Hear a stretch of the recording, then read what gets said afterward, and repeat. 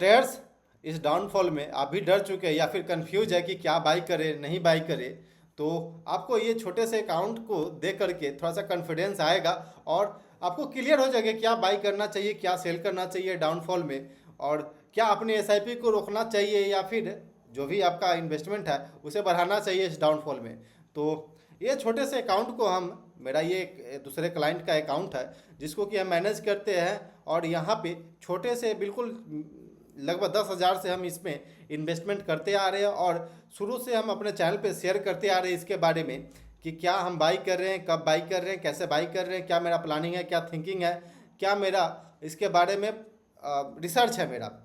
और ख़ास करके रिसर्च के बारे में हम अपने दूसरे चैनल पे शेयर करते हैं, जो कि चुन्नू यादव ट्रेडर करके एक दूसरा यूट्यूब चैनल है जिसका लिंक आपको डिस्क्रिप्शन में मिल जाएगा। और हम उस चैनल पे क्वार्टर बेसिस पे जो भी रिजल्ट आती है उसका पीपीटी में क्या दिख रहा है, कौन कॉल में क्या डिस्कशन हुआ, क्या हमें लग रही है उस कंपनी के बारे में, क्या ग्रोथ है, क्या वहाँ पे इन्वेस्टमेंट करना चाहिए नहीं करना चाहिए, हर एक चीज़ वहाँ पे डिटेल में शेयर करते हैं। तो आप उसे भी सब्सक्राइब कर लीजिए।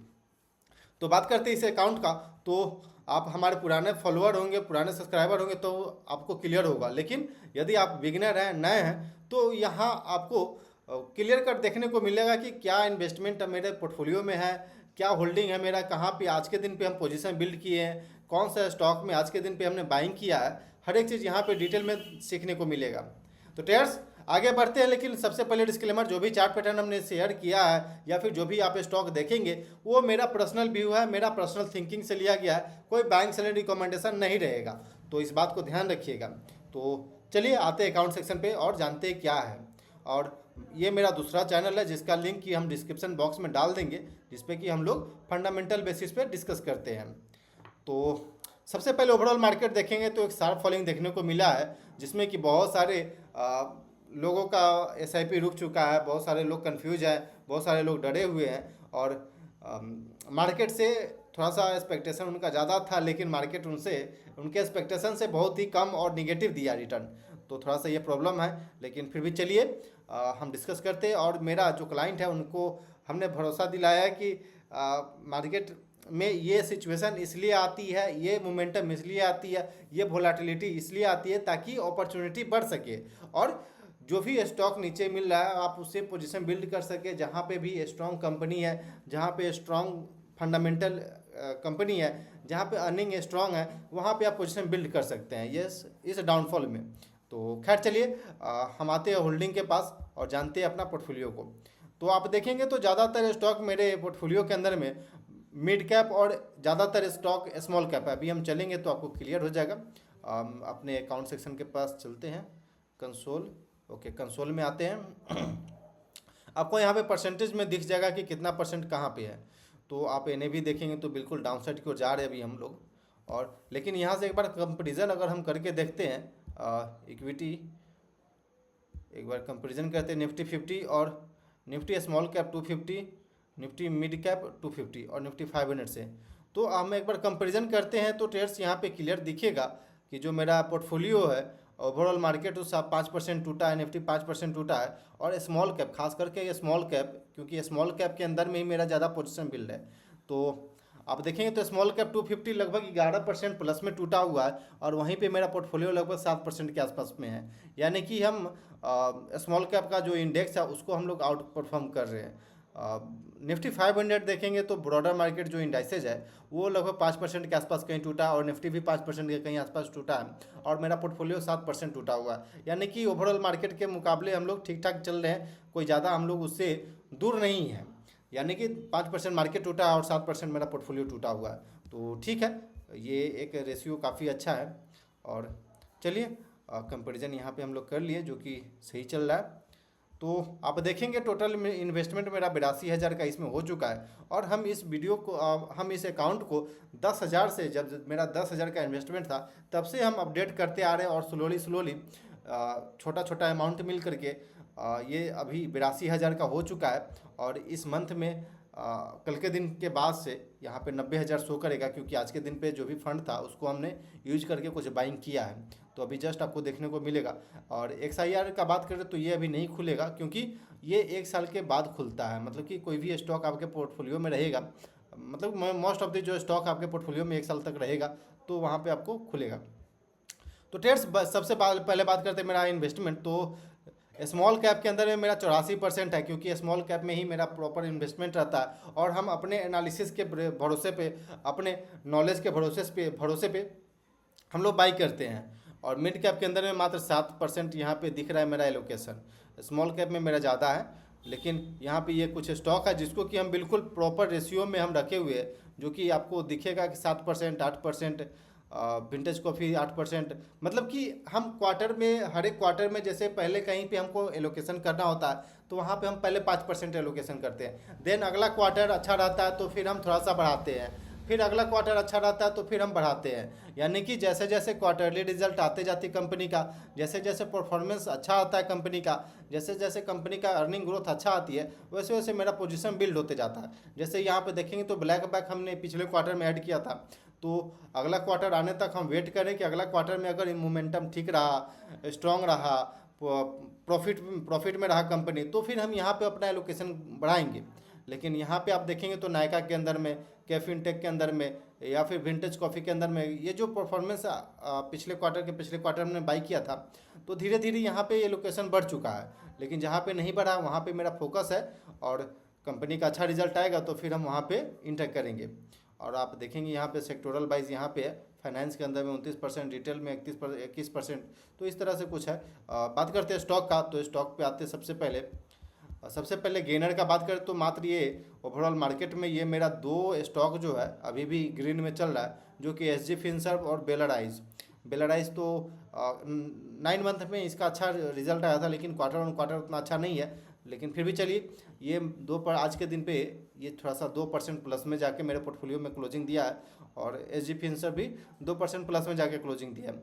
लेकिन यथार्थ को देखेंगे तो ये फ्लैट चल रही है, V2 अभी 6% नीचे चल रहा है, नायका 7% के कहीं आसपास नीचे चल रहा है। और टॉप लूजर का अगर बात करें तो AVL जो कि आदित्य विजन है, ये लगभग 21% नीचे चल रहा है। फेडफिन 19% नीचे चल रहा है। जीना सीखो लाइफ केयर 17% नीचे चल रहा है।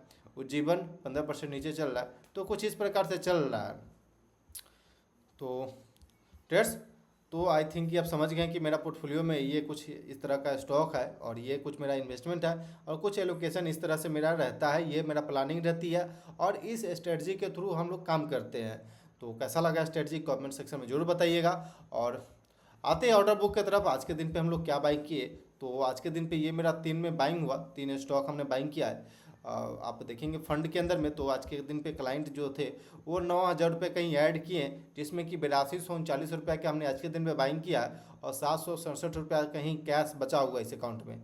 तो पोजीशन आज के दिन पे हमने डाटा पैटर्न, जो कि एक डिफेंस सेक्टर का स्टॉक है, OL जो कि CPSE, और ONGC जो कि CPSE, और खास करके एनर्जी सेक्टर के भी अंदर में भी ये दोनों आता है। तो जो सेक्टर हम अपने वीकेंड वाले वीडियो पे शेयर करते हैं कि कैसे हम सेक्टर को आइडेंटिफाई करते हैं, कौन सा सेक्टर मेरे लिए स्ट्रांग है और कौन सा सेक्टर वीक है। तो आप मेरा वीडियो, पुराना वाला वीडियो देख सकते हैं, या फिर इस वीडियो के अंत में आएगा वीडियो, आप उसके थ्रू देख करके जान पाएंगे कि कैसे हम स्ट्रॉन्ग सेक्टर और स्ट्रॉन्ग स्टॉक को आइडेंटिफाई करते हैं। तो बिल्कुल उसी प्रोसेस पे हमने इस 2 स्टॉक को आइडेंटिफाई किया, और यहाँ पे मेरा आज के दिन पे एलोकेशन रहा, बिल्कुल स्मॉल क्वांटिटी के साथ एलोकेशन रहा, क्योंकि ओवरऑल मार्केट का कंडीशन थोड़ा सा निगेटिव है, ओवरऑल मार्केट में कंडीशन पुअर है।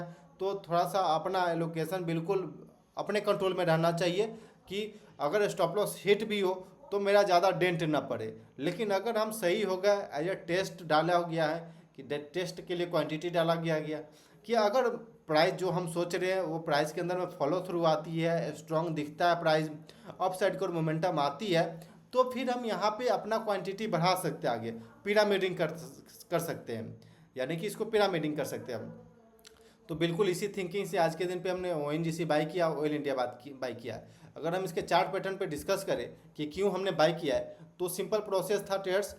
हम 50 मूविंग एवरेज को एज ए शॉर्ट टर्म के हिसाब से हम बाई करते हैं। तो सबसे पहले मूविंग एवरेज आपको लगाते हैं।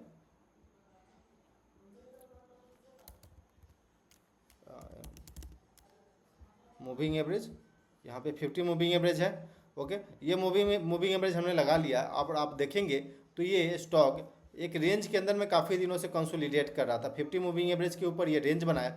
रेंज बनाने के बाद यहाँ पे दिखेगा कि केवल वीसीपी पैटर्न का ब्रेकआउट आया, स्ट्रॉन्ग कैंडल के साथ हम लोग अपसाइड की ओर गए। देन उसके बाद 50 मूविंग एवरेज के पास पुल बैक आया, वापस से अपसाइड की ओर मोमेंटम आया। देन वापस 50 मूविंग एवरेज के पास हम लोग प्रीवियस डे पे एक बार नीचे जाने की कोशिश की, लेकिन वापस से स्ट्रॉन्ग बाउंस आया और अपसाइड की ओर गया। तो आप देखेंगे तो 50 मूविंग एवरेज को यहाँ पे हम लोग रिस्पेक्ट कर रहे हैं। तो क्लियर मेरा थिंकिंग था कि ट्रेड्स अगर हम इस ट्रेड में इंटर करते हैं तो सिंपल मेरा स्टॉप लॉस इस स्विंग लो के नीचे रहता है, जो कि 450 के आसपास आता है। तो एक प्रॉपर रिस्क रिवार्ड के साथ हम इस ट्रेड में इंटर किए हैं और देखते क्या होती है। किसी को पता नहीं होता, लेकिन जो प्रोसेस होता है, जो डिसिप्लिन होती है, उसे बस सिंपल एग्जीक्यूट करना होता है। जो प्लानिंग होता है, रिस्क मैनेजमेंट को ध्यान में रखते हुए उस ट्रेड को एग्जीक्यूट करना होता है। आप दूसरा चार्ट पैटर्न देखते हैं ऑयल इंडिया का, एक सेकेंड, ONGC। ओके, तो यहाँ पे भी सेम ये चार्ट पैटर्न था। आप एक बार मूविंग एवरेज लगाते हैं तो क्लियर हो जाएगा। तो ये 50 मूविंग एवरेज लगा हुआ, जिसके ऊपर अभी हम लोग 50 मूविंग एवरेज के जस्ट ऊपर आए हैं और सस्टेन करने की कोशिश कर रहे हैं। तो बस मेरा थिंकिंग यही था कि 50 मूविंग एवरेज के पास में हम बाई करेंगे और 50 मूविंग एवरेज के पास हमको मिल गया तो फिर हम इसमें इंटर किए। और इस स्विंग लो के नीचे का मेरा स्टॉप लॉस है, तो देखते हैं सस्टेन करता है या फिर फॉल कर जाती है। तो ये दो स्टॉक का मेरा सिंपल प्लानिंग था।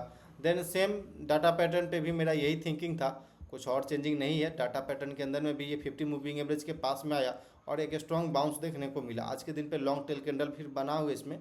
तो बस ये थिंकिंग के साथ आज के दिन पे हमने ये बाइंग किया है और ये सब स्टॉक है। देन इसके अलावा अगर अपसाइड की ओर आती है, वापस प्राइस के अंदर फॉलो थ्रू आता है, एक हायर हाई जैसा सिचुएशन बनता है, हायर हाई पैटर्न बनती है, तो फिर हम वहाँ पे पिरामिडिंग कर सकते हैं। तो कुछ इस थिंकिंग के साथ हम यहाँ पे और कुछ इस प्लानिंग के साथ हम इस स्टॉक, इस पोर्टफोलियो को मैनेज कर रहे हैं। देन अगर बात करें ट्रेड्स की, अगर ये आपके दिमाग में एक बात यहाँ पे चल रहा होगा कि अगर स्टॉक जो भी मेरा है, इन्वेस्टमेंट है, ये फॉल करके 19% 20% नीचे आ चुका है, ठीक है, तो यहाँ पे तो सस्ता हो चुका है, तो हम ये फंड यूज करके इस स्टॉक के अंदर में क्यों नहीं एलोकेशन कर रहे हैं, या फिर इस स्टॉक जो भी मेरा नीचे चल रहा है मेरे बाइंग प्राइस से, हम वहाँ भी एलोकेशन कर सकते हैं, एवरेज कर सकते हैं। तो सबसे पहली बात आपको ध्यान में रखना चाहिए कि लॉस मेकिंग जो भी ट्रेड आपका चल रहा है वहाँ पे एलोकेशन करने से थोड़ा सा बचना चाहिए। जो भी ट्रेड आपके अगेंस्ट में चल रहा है वहाँ पे एलोकेशन हम करने से बचते हैं थोड़ा सा।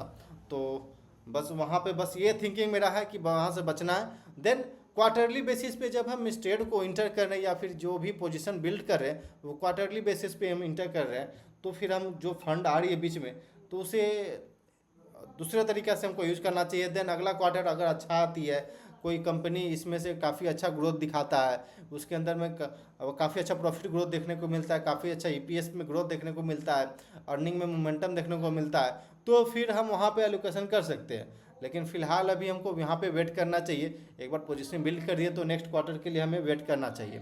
तो ट्रेड्स, आई थिंक ये आपको क्लियर होगा। कुछ भी डाउट होगा तो आप कमेंट सेक्शन में हमसे पूछ सकते हैं, उसका रिप्लाई तुरंत मिल जाएगा आपको। देन तो ट्रेड्स, ये छोटे से अकाउंट को लगभग 90,000 के आसपास हो चुका है। हम लोग 10,000 से इसको देखते आ रही इस अकाउंट को, और देखते देखते ये कहीं 90,000 के आसपास आ चुके हैं, 1 लाख के कहीं आसपास आ चुके हैं। तो हाई चांस है कि जब बहुत ही जल्दी 1 लाख पार हम लोग देखेंगे। और एक बार मोमेंटम अगर अपसाइड की ओर आती है, मार्केट यहाँ से रिकवर करता है, तो ये जो नीचे चल रही है ये प्लस में भी देखने को मिल सकता है ट्रेडर्स। ये ऐसा कोई बड़ा बात नहीं है। मार्केट में अप एंड डाउन्स लगा रहता है, लेकिन आपको कन्विक्शन होना चाहिए, आपका एनालिसिस होना चाहिए, आपका प्लानिंग होना चाहिए। आप क्या बाई कर रहे हैं, क्यों बाई कर रहे हैं, कैसे बाई कर रहे हैं, कब बाइंग करेंगे, आपका प्लानिंग होना चाहिए। कहाँ एग्जिट करेंगे, कब एग्जिट करेंगे, हर एक चीज़ आपको डिटेल में पता होना चाहिए ट्रेडर्स। तो ट्रेडर्स, आई थिंक कि आपको समझ में आ गया कि कैसे हम अपने पोजीशन को मैनेज करते हैं, कैसे अपने अकाउंट में अपने स्टॉक को मैनेज करते हैं। तो ये क्लियर हो गया होगा। तो चलिए क्लोज करते हैं वीडियो को। कोई डाउट हो तो आप हमें कमेंट सेक्शन में पूछ सकते हैं। मिलते हैं फिर अगले वीडियो में, तब तक के लिए धन्यवाद। Okay traders, thanks for watching this video. Please like and subscribe my YouTube channel for more updates.